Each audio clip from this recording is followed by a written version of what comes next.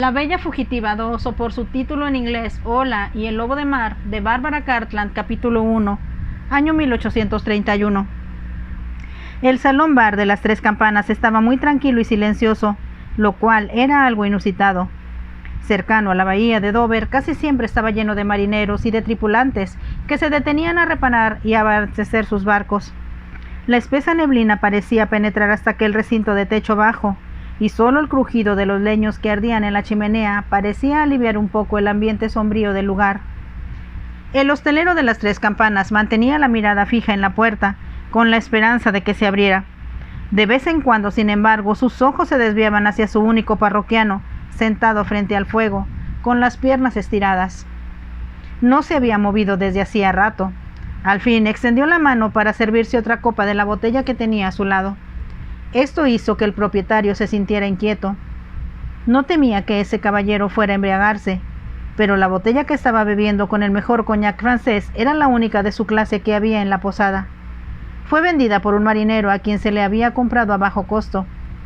Considerando la calidad de su contenido, era una bebida muy fina, de una calidad muy pocas veces exigida por la clientela de las Tres Campanas. Miró al caballero y se preguntó quién podría ser. Sin duda, se trataba de un hombre de buena posición social y con aire autoritario, que obligó al dueño a recibirlo efusivamente a su llegada.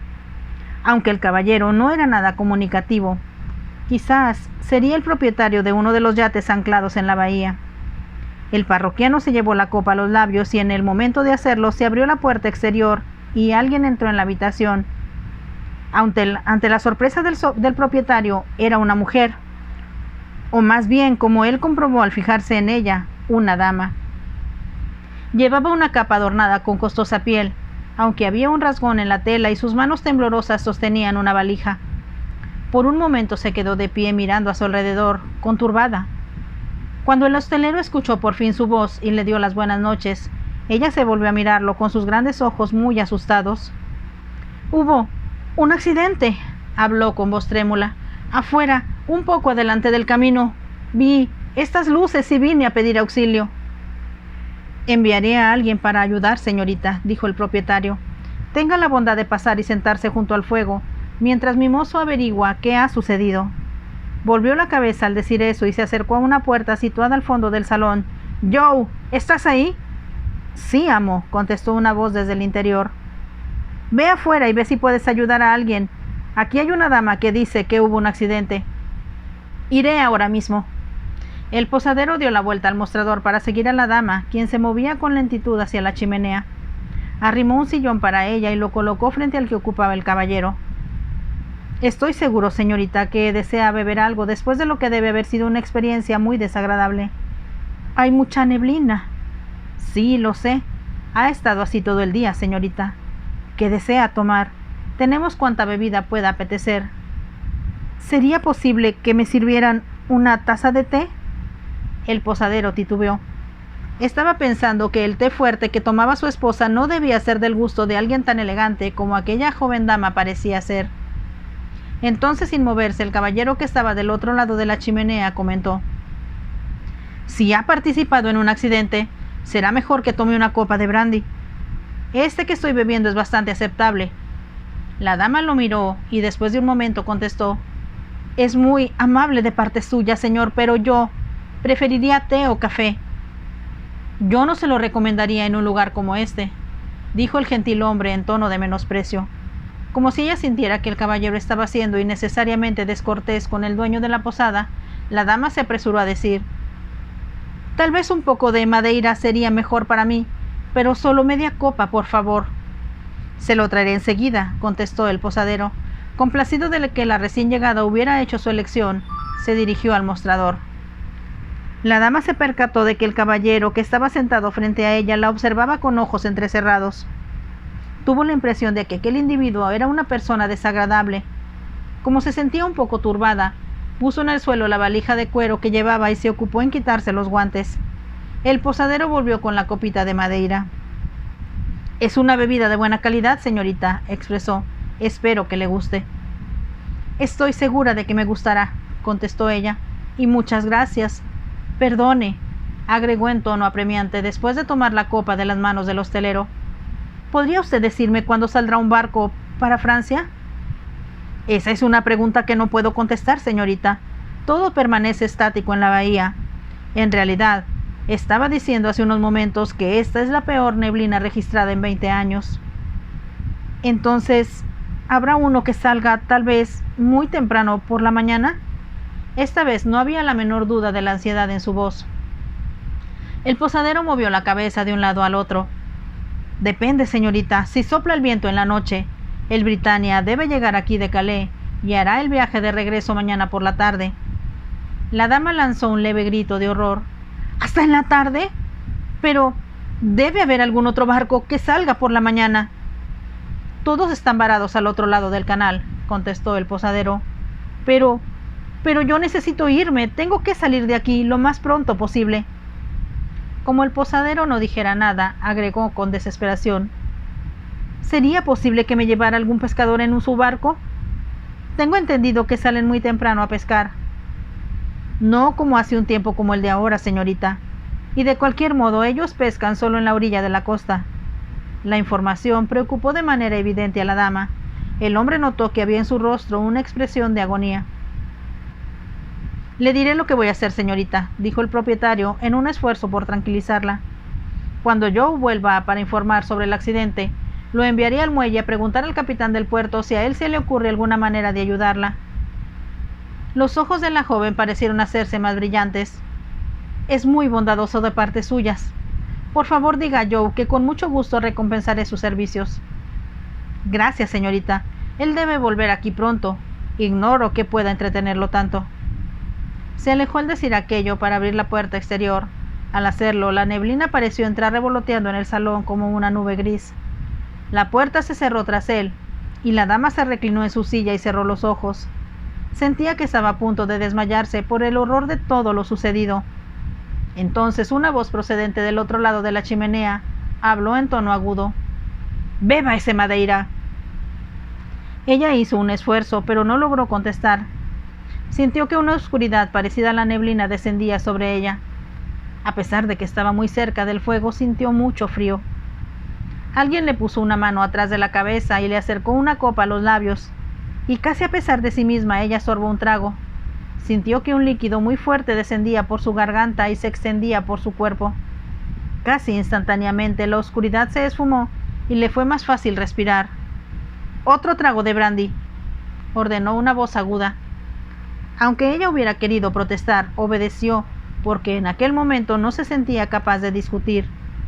El segundo sorbo fue aún más efectivo que el primero. La joven abrió los ojos y encontró al caballero inclinado sobre ella.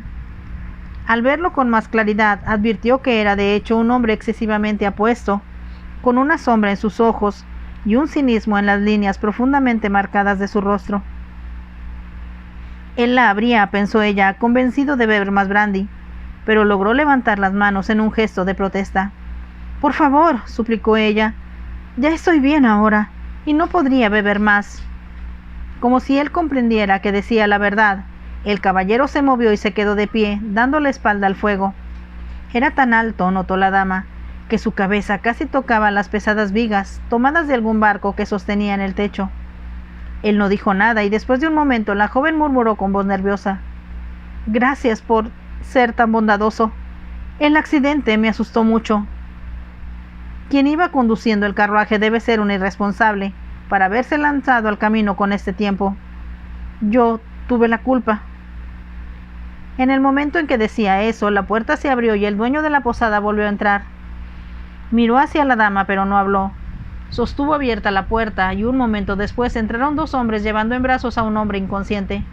Había sangre en su rostro por una herida abierta en la frente, y su ropa estaba cubierta de lodo, como si hubiera caído violentamente en el sucio suelo del camino. «Acomódenlo en la mejor habitación, Joe», estaba diciendo el posadero a los hombres. «Después intenta conseguir al doctor. Lo encontrarás en la Corona y el Ancla. Suele estar aquí a esa hora». «Muy bien, amo», contestó Joe. El hostelero cerró la puerta exterior y lo siguió. Pudo oírse su voz, que advertía a los hombres que tuvieran cuidado, mientras subían por la escalera que conducía al primer piso. Al ver al hombre herido, la dama se incorporó de un salto y quedó mirando al cuerpo inerte, hasta que se perdió de vista. Ahora, casi como si hablara consigo misma, murmuró: «Tiene que haber un barco». El caballero, quien estaba de pie frente al fuego, se volvió para mirarla y comprendió que ella se había olvidado de su presencia. «¿Es su esposo de quien intenta escapar?», preguntó. «¿O su tutor?». Habló en un tono sarcástico y comprendió que lo más probable era que hubiera acertado en la segunda suposición. El hombre que había resultado herido debía de tener más de 40 años, mientras que la mujer que se encontraba a su lado no tendría más de 18. Era casi una chiquilla. Ella volvió la cabeza al escuchar su voz, y él pudo verla con más claridad a la luz del fuego. Notó que su rostro ovalado era muy atractivo, y que las pestañas que bordeaban sus ojos eran largas y oscuras. Era un rostro impresionante. Sin embargo, no había admiración en los ojos del caballero cuando continuó en un tono mordaz: «Debe ser una cosa o la otra, sin duda alguna». Antes de contestar, ella se dejó caer en el sillón. «No es ninguna de las dos cosas. Es un hombre que me secuestró y necesito escapar de él». «¿La secuestró?». «No hay ningún problema. Puede usted alquilar una diligencia que la conduzca de regreso a su casa». La joven movió la cabeza de un lado al otro. «Eso es imposible». «¿Qué tal si me explica la situación? No se lo pregunto por curiosidad ociosa, sino que tal vez yo podría, aunque no me estoy comprometiendo, ayudarla».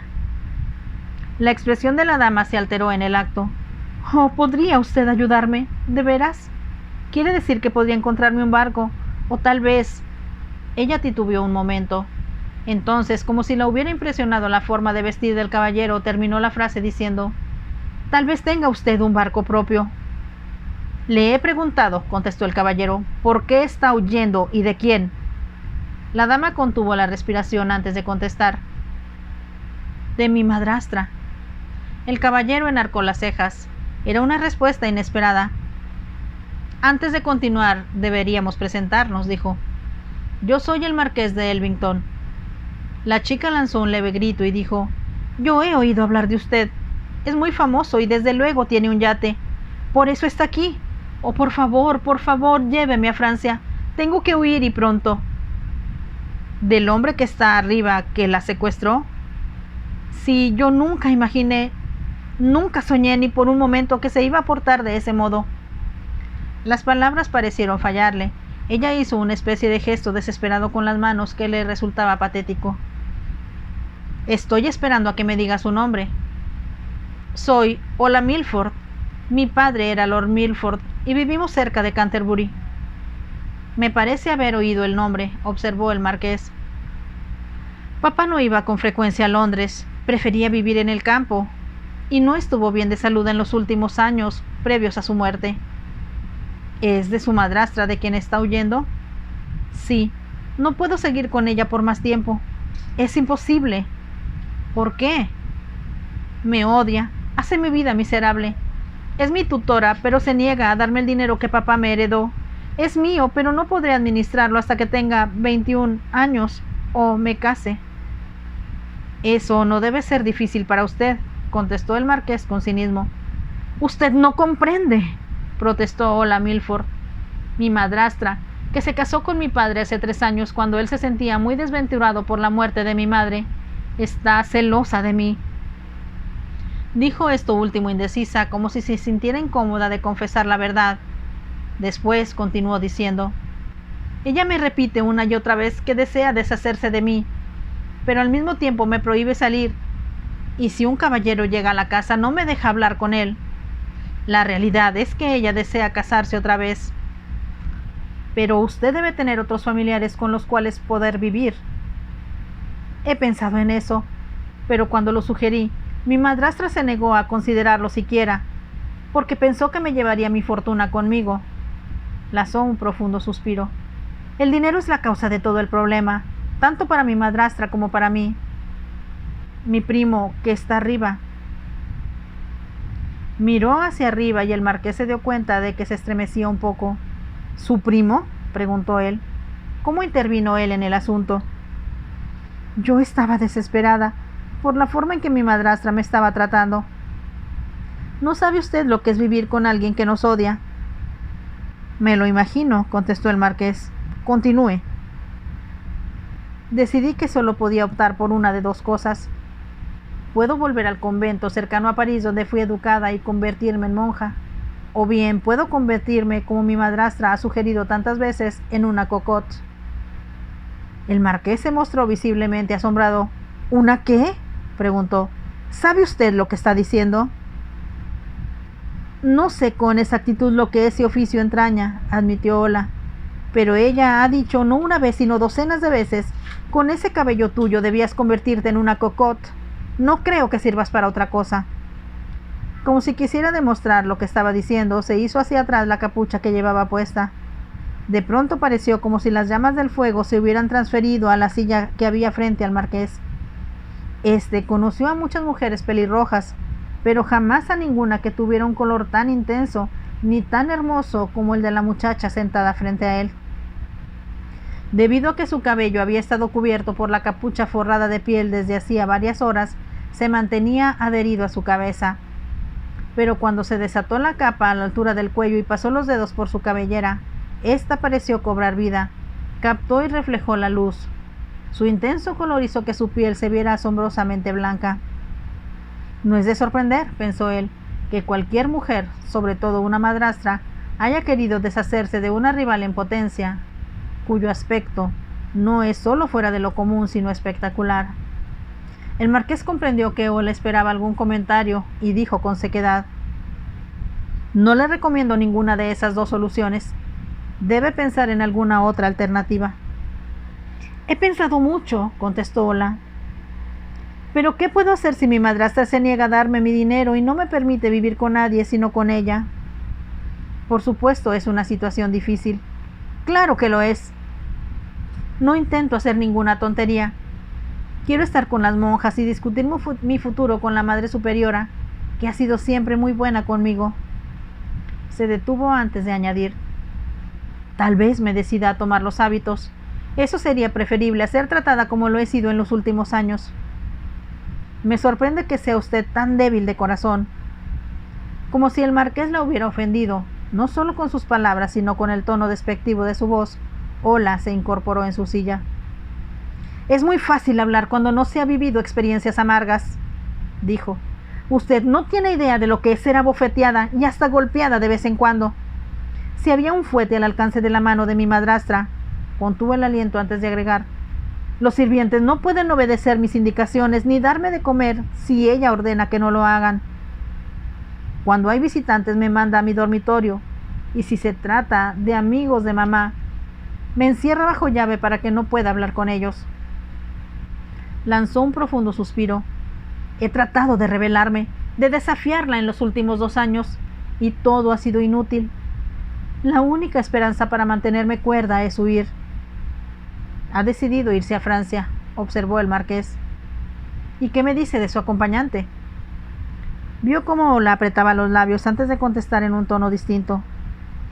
«Se portó de una forma despreciable y traidora. Nunca pensé que un hombre pudiera ser tan ruin». «¿Qué hizo?» «Él es mi primo, pero yo siempre pensé que, a pesar de su edad, era un hombre bondadoso. Cuando vino a hospedarse con nosotros, porque creo que mi madrastra tenía interés en él, le dejé una nota en su dormitorio suplicándole que me viera solas. Aceptó. Me hizo una leve señal afirmativa con la cabeza cuando bajó a cenar, y como fui enviada a la cama temprano para que mi madrastra pudiera conversar a solas con él, yo logré saltar de mi balcón al suyo, que estaba con la puerta contigua. Fue una hazaña peligrosa, pero lo logré». «¿No se sorprendió él?» «Creo que sabía que iría a buscarlo, pero ignoraba que por las noches me encerraban bajo llave». Como el marqués la hubiera sorprendido, Ola explicó: «Ella lo hacía para que no pudiera yo saber qué hacía cuando se hospedaban amigos suyos en la casa, como si a mí me importara». «Supongo que con ese cabello suyo debe ser usted exageradamente emotiva de cualquier modo», comentó el marqués. «Una referencia más a mi cabello, de usted o de cualquier otra persona, y me lo corto o me lo tiño», repuso Ola con brusquedad. Parecía una pequeña tigresa escupiendo fuego, y casi a pesar de sí mismo, el marqués se echó a reír. «Le pido disculpas, señorita Milford. Continúe con lo que me estaba diciendo». Le dije a Hills, así se llama mi primo, cuál era mi predicamento y para mi gran felicidad me ofreció llevarme a París y me dejaría con las monjas del convento. ¿Y usted le creyó? Le hice jurar que no me traicionaría, ni le diría a mi madrastra cuánto pensaba hacer. Después de eso se mostró muy accesible a todos los arreglos. ¿Y qué sucedió entonces? Él salió de mi casa ayer, pero en lugar de ir hacia Londres, como había dicho a mi madrastra que lo haría, se hospedó cerca de nuestra casa en una posada. Ola lanzó un suspiro. Tuve que confiar en él. ¿Qué pasó después? Salí de la casa al amanecer. Soborné a uno de los jardineros, quien siempre había sido muy leal a papá, para que viniera a casa a recoger el baúl que tenía listo en mi dormitorio. Fue más fácil de lo que esperaba, añadió con una breve sonrisa en los labios, porque cuando le abrí la casa para dejarlo entrar no había nadie por ahí. ¿No hay elevadores ni lacayos nocturnos?, preguntó el marqués. Todos estaban del otro lado de la casa. Así que usted se fugó llevándose su ropa. ¿Qué mujer no piensa en su apariencia, aún en la situación más desesperada? Ya le he dicho que no tenía dinero. Sería muy tonto de mi parte gastar en ropa el dinero que puedo obtener vendiendo las joyas de mi madre. ¿Trae usted joyas? Supongo que fue indiscreto de mi parte mencionarlas cuando intento viajar sola, pero son todo cuanto poseo para no morir de hambre. Yo le prometo que no se las voy a robar, murmuró el marqués divertido. Ya lo sé, pero fui lo bastante tonta como para confiar en Hills, y ahora nunca volveré a confiar en un hombre otra vez. Nunca, jamás, ni siquiera en usted. El marqués no pudo menos que sonreír ante la furia que había en la voz de la muchacha. Sus ojos verdes relampagueaban a la luz del fuego. Me gustaría saber qué hizo su primo Hills para disgustarla tanto. Me ayudó a escapar, es verdad, pero entonces, a mitad del camino hacia Dover, me informó que intentaba casarse conmigo. El marqués se echó a reír. Eso era algo que usted debió haber anticipado, tomando en cuenta que es una mujer muy rica. Pero Hills tiene más de 40 años, y como siempre ha sido soltero, ¿cómo pude haberme imaginado siquiera sus intenciones?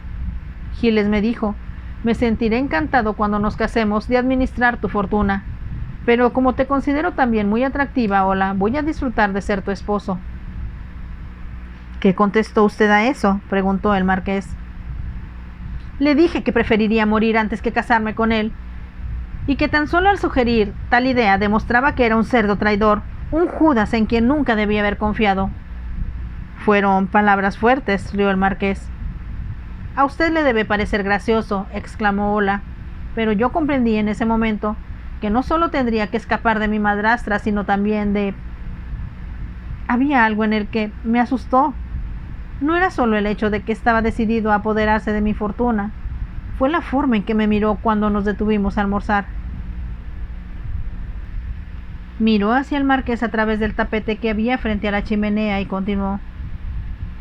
Supongo que si fuera yo más astuta, habría escapado entonces. Pero era una posada muy pequeña.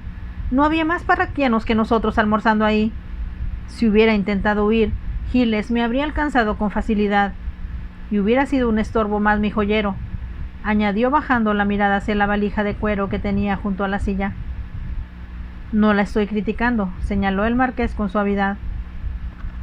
Originalmente había yo pensado, al llegar aquí, tomar el barco normal que hace el recorrido a Francia, continuó Ola. Pero para escapar de él, tengo ahora que alquilar algún tipo de embarcación para desaparecer lo más pronto posible. ¿Por qué no se casó él con usted en Inglaterra? Él pensó en hacerlo, pero tuvo miedo de que le pusieran dificultades porque no tenía la autorización de mi tutora. Pretendía decir que él era mi tutor y si les daba dinero suficiente, los franceses estarían más dispuestos a creerle y a realizar la ceremonia matrimonial que un sacerdote inglés. Su primo había pensado todas las cosas con cuidado, comentó el marqués. Solo para su propia conveniencia. Lo detesto. Es una lástima que no se haya matado en el accidente. En el momento en que Ola decía eso, se abrió la puerta de la posada y entró Joe. Debió haber salido antes por otra puerta, porque ahora explicó. Lo siento, señora, pero aunque encontré al doctor en la Corona y el Ancla, no está en condiciones de atender a nadie esta noche. Le dejé un mensaje con sus amigos para que venga aquí a primera hora de la mañana, en cuanto esté sobrio. Gracias, Joe, contestó Ola. Le estoy muy agradecida. Al decir eso, comprendió que Joe estaba esperando la propina que le había prometido. Ella sacó con rapidez un pequeño monedero de su bolsillo interior de su capa. Antes que pudiera abrirlo, el marqués arrojó una moneda de oro desde su lugar junto a la chimenea hacia Joe, quien la retuvo en el aire con gran destreza. Gracias, señor, dijo con una sonrisa. Iré arriba para ver cómo está el paciente. El amo se iba a quedar con él hasta que volviera yo con el doctor. Desapareció, y Ola miró hacia el marqués. ¿Podemos irnos ahora, inmediatamente?, preguntó. Yo no he dicho todavía que la llevaré conmigo. Pero lo hará, ¿verdad? Por favor, diga que lo hará. Puede dejarme en Calais, y yo iré de ahí a París. ¿Sola? No hay nadie más que venga conmigo, a menos que Giles se recupere. La sola idea la hizo levantar la mirada hacia el techo, como si temiera escuchar en cualquier momento su voz a través de él. Él no debe ir conmigo. Está absolutamente decidido a que yo me case con él. Puede usted, desde luego, contar su historia a los magistrados y pedirles que le devuelvan a su madrastra. ¿Cómo puede usted sugerir tal cosa cuando ya le he dicho cuánto me odia a ella?, preguntó Ola. No, voy a París, aunque tenga que comprar un bote y remar yo misma a través del canal. Lanzó un suspiro de exasperación antes de añadir: Oh, ¿por qué tiene que ser Inglaterra una isla? El marqués sonrió. Es algo que nos sirvió mucho cuando Napoleón trató de invadirnos. Eso sucedió hace mucho tiempo. Si no hubiera mar entre nosotros y Francia, podría yo llegar a París a caballo o en una diligencia, aunque creo que son vehículos bastante incómodos. No creo que ninguno de esos dos medios sea particularmente agradable, comentó el marqués con sequedad. Yo no estoy viajando por placer, replicó Ola. Usted parece no comprender que estoy tratando de huir de una vida desventurada, y debe ser muy poco sensitivo para no comprender cuánto he sufrido. Estoy demasiado ocupado por el momento con mi propio sufrimiento, replicó el marqués. ¿Cómo puede ser eso? ¿Perdió usted su fortuna en la mesa de juego? ¿O lo traicionaron en cuestión de amores? Eso no es compatible con su reputación, señor marqués. Ola habló en tono sarcástico y le sorprendió la expresión de furia que contorsionó el rostro del marqués. Si no habla usted con mayor cortesía, dijo en tono agudo, la dejaré aquí a que se enfrente sola a sus problemas. Eso, estoy seguro, sería lo más sensato de mi parte. Lo siento, por favor, perdóneme, fui descortés. Y lo sé, no debía haber hablado como lo hice. Por favor, ayúdeme. Si se niega a hacerlo, me arrojaré a la bahía. No creo que nadie me lo impida. Descubrirán mi cadáver flotando en el mar hasta mañana. Habló de forma dramática y aunque estaba enfadado, el marqués no pudo evitar echarse a reír. Entonces dijo: Acepto sus disculpas, pero en el futuro, ya que está usted a merced mía, le sugiero cuidar su lengua y su imaginación, o ciertamente la abandonaré a su suerte. Por favor, no haga eso. Si fuera yo inteligente, eso haría. No es asunto mío con quién se case, o si se casa o no se casa. Tengo la inquietante sospecha de que si actuara yo con un vestigio de sentido común, la enviaría de regreso con su madrastra. Pero usted no hará eso, repuso Ola con suavidad. No me gusta pensar cuál sería la alternativa. La alternativa, dijo Ola en voz muy baja, es que me lleve usted a Calais en su yate. Sin duda alguna esta neblina se levantará muy pronto. Al decir eso se incorporó como si intentara ir a la puerta de la posada y asomarse al exterior. En ese momento se oyeron fuertes pisadas que bajaban por la escalera, y un momento más tarde el dueño de la posada entró en el salón. Ignoro si pretende pernoctar aquí esta noche, señorita, dijo a Ola. Pero tengo un pequeño dormitorio vacío, y podría yo acomodarla, aunque no es tan cómodo como el que le he dado a este pobre caballero. Ola miró hacia el marqués. Me voy a llevar a la señorita conmigo, dijo él, y vio la expresión de dicha que transformó el rostro de Ola. Por otra parte, el posadero se mostró abiertamente desilusionado. ¿Y el caballero que está arriba? Él puede atenderse solo en cuanto mejore, contestó el marqués. Sin embargo, tengo entendido de que la señorita traía un baúl con ella en el carruaje. ¿Qué sucedió con él? El sirviente que venía en el carruaje resultó ileso en apariencia, contestó el dueño. Se ha llevado los caballos a una caballeriza que hay del otro lado del camino. Entonces mande a su ayudante Joe a que recoja el baúl, ordenó el marqués. Él puede seguirnos a esta señorita y a mí hasta donde está anclado mi yate en el muelle, a menos de 50 metros de aquí. Lo llamaré ahora mismo, señor, contestó el posadero. Se dirigió al pie de la escalera y empezó a gritar a Joe. Ola se volvió hacia el marqués. ¿Cómo puedo darle las gracias?, preguntó. Mil gracias. Usted debe ser un ángel que el cielo envió para salvarme. Más bien creo que soy un filántropo, contestó el marqués. O tal vez el brandy que acabo de beber hizo sus efectos. No, es usted un buen samaritano, opinó Ola. Como ya le he dicho, he caído entre verdaderos pillos. De nuevo, al pensar en su primo, Ola levantó los ojos al techo. Cuando el marqués vio la línea de su largo cuello y el movimiento de la luz que había en su cabello, se dijo que estaba actuando como un tonto. Se había jurado a sí mismo al salir de su casa nunca volver a involucrarse con mujeres, excepto con aquellas que vendían sus favores al mejor postor. Nunca más, y este era un voto que pensaba cumplir al pie de la letra, no volvería a cometer la tontería de enamorarse. Aún el pensar en Sara lo hacía sentir deseos de cerrar los puños y golpear algo o a alguien para aliviar un poco la furia de sus sentimientos. Y sin embargo, a pesar de haber recibido una lección que haría a cualquier hombre titubear antes de ver o hablar con una mujer que se considerara una dama, se vio envuelto casi inadvertidamente con esta muchacha. Le resultaba imposible no sentir compasión por ella al verla en el predicamento en que se encontraba. Por otra parte, ¿cómo sabía él si ella le estaba diciendo la verdad? Podía ser una mentira, como todas las que Sara le había dicho. Sintió el impulso de cambiar de opinión y decirle que, después de todo, ella debía encontrar la manera de zanjar sus dificultades. O más fácil aún, podía decir que iba afuera para ver cómo estaba el tiempo y desaparecer en la neblina para no volver a verla jamás. Eso habría sido prudente y sensato, pero también una canallada, y él jamás se había rebajado en el pasado a actuar así. La nobleza, la caballerosidad, el simple decoro, sin importar el cómo se le llamara, solo habían logrado convertirlo en un cínico. Nunca confíes en una mujer, siempre traicionan. Sonaba como una sentencia escuchada en alguna parte, o como si fuera una convicción nacida de lo más profundo del corazón. El solo pensar en Sara lo había hecho sentirse como si su cuerpo estuviera ardiendo, mientras que la furia descendía de tal modo sobre él que había una capa roja frente a sus ojos. Hubiera querido maldecirla en voz alta. Sintió impulsos de decirle con toda claridad lo que pensaba de ella, cuando se marchó, resuelto a no verla más. «Maldita sea, estoy huyendo», pensó, mientras conducía su carruaje en dirección a Dover. Pero algo sensitivo y vulnerable dentro de él rechazó la escena subsecuente.